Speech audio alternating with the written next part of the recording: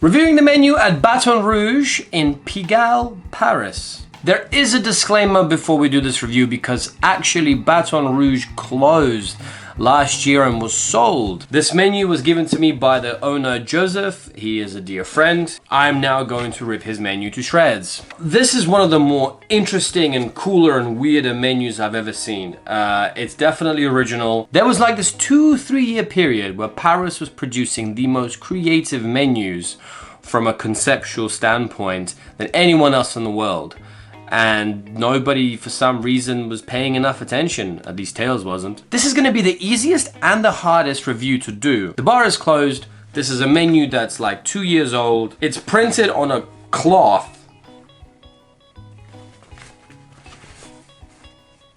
I don't know how to review this. It's madness. It's just a cloth. How do you review a cloth? Welcome to the practical section of the review of the Baton Rouge cocktail menu. The most ridiculous menu ever created. Practically, this menu sucks ass. It's terrible from a practical point of view. But without further ado, let's get some details out of the way first. The menu features 19 drinks, 2 of which are mocktails. All the drinks are sectioned into sections such as voodoo spells, bottled cocktails, highballs from the Bayou, eggs and milk punches, and famous New Orleans drinks. They have a signature cocktail named after the bar, the Baton Rouge. It is what it is. Okay, let's just move on to pros and cons. So, pros. I think one of those would be that it's a menu, but it's also a cloth. So, 2 in 1. And the only other practical pro I can imagine is that there's only 2 pages. So in theory, it's very easy to navigate. Cons. Everything. This menu is a practical nightmare. You can't hold it straight. Like, it just scrunches up. And it's sort of hard to follow as a result, you know? You can't read anything, you can't see anything, you can't hold it up, it's too busy, you can't always figure out the prices. I guess now we know why the bar closed, because the guests couldn't order drinks. Now let's go to the visual section. I have praised a lot of bars previously about their visuals. I have. That's because I hadn't really looked into this menu before. And now I feel sorry for every other bar I will have to judge visually, because I've seen this menu. This menu is a work of art. You don't care that you can't read it. You don't care that you can't hold it because it puts such a big smile on your face. Let's just jump into pros and cons. Pros, where do I start? Just the illustrations.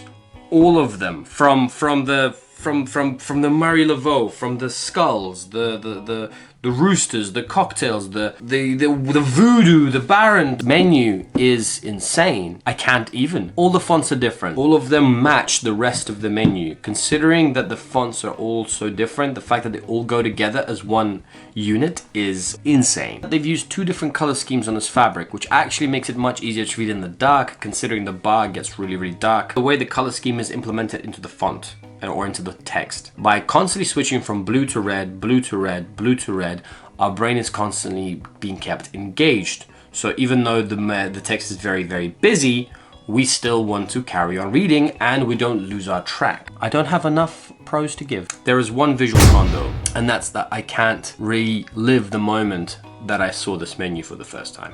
So let's move on to the conception.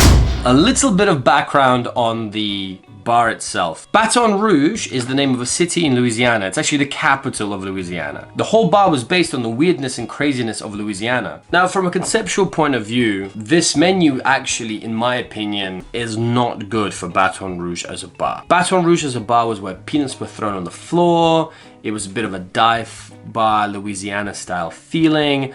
It was quite messy as opposed to a sophisticated cocktail bar. I think this menu is so cool that it's almost too cool for the concept of the bar itself, but it matches it. It matches the feeling of Louisiana. Conceptual pros. It's a Louisiana bar. There's famous classic Louisiana drinks. There's constant references to New Orleans culture and history. It's a match made in heaven. If you come into a bar and you're handed a cloth from which to read your menu, this could become, if you're a tourist, the talking point of the trip. Regardless, there is of course cons.